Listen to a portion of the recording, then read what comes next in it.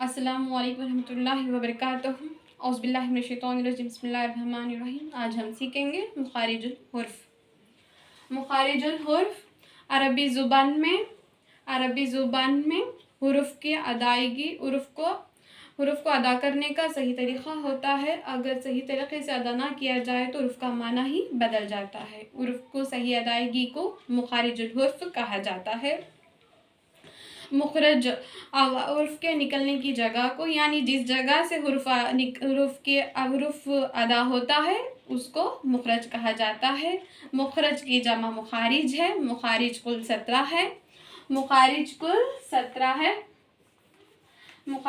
17 है। 5 जगहों से अदा होता है। मुँह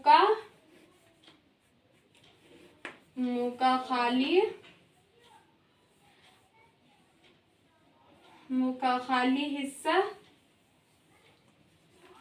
दूसरा हलक में 3 जगहों से अदा होता है। इब्तिदाई हलक, दरमियानी हलक, आखिरी हलक।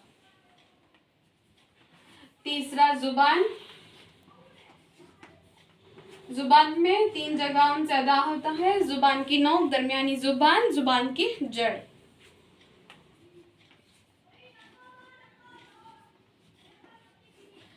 फोर्थ होंठ, फिफ्थ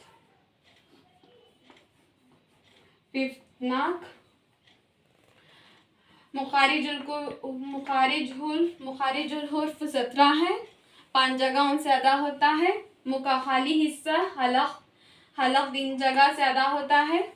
इब्तिदाई हलक, दरमियानी हलक, आखिरी हलक। जुबान में 3 जगहों से अदा होता है। जुबान की नोक, दरमियानी जुबान की जड़, होंठ, नाक। इसको अच्छी तरह से याद करना है। कुरान में अदायगी करने के लिए इनको याद करना बेहद ज़रूरी है। हमेशा याद रखिए, अरबी ज़ुबान में हुरूफ को अदा करने का सही तरीक़ा होता है।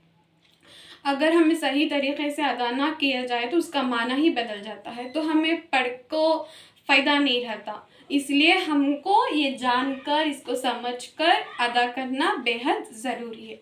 इसलिए हम सीखेंगे शुरुआत से मुखारिजुल हुर्फ 17 है। 5 जगहों से अदा होता है। मुँह का खाली हिस्सा हलक 3 जगहों से अदा होता है। इब्तिदाई हलक, दरमियानी हलक, आखिरी हलक। जुबान 3 जगहों से अदा होता है। जुबान की नोक, दरमियानी जुबान की जड़, होंठ, नाक। 5 जगहों से अदा होता है। मुखारिजुल हुर्फ 17 है। हुरूफ को मुखरज क्या है? मुखरज जिस जगह से हुरूफ निकलने की जगह को, यानी जिस जगह से हुरूफ अदा होता है उसको मुखरज कहा जाता है। हमें इसको बहुत ज़्यादा याद करना है, अच्छी तरह से याद करना है, समझ के याद करना चाहिए। सिर्फ पढ़ना है ऐसे नहीं पढ़ना है, समझ के पढ़ना है तभी आता है। आज हम इतना सीखेंगे। अगले वीडियो में मुखरज सीखेंगे इंशाअल्लाह। अस्सलामु अलैकुम रहमतुल्लाहि व बरकातुहू। सुब्हानकल्लाहुम्मा व बिहम्दिका अशहदु अन ला इलाहा इल्ला अंता अस्तगफिरुका व अतूबु इलैक।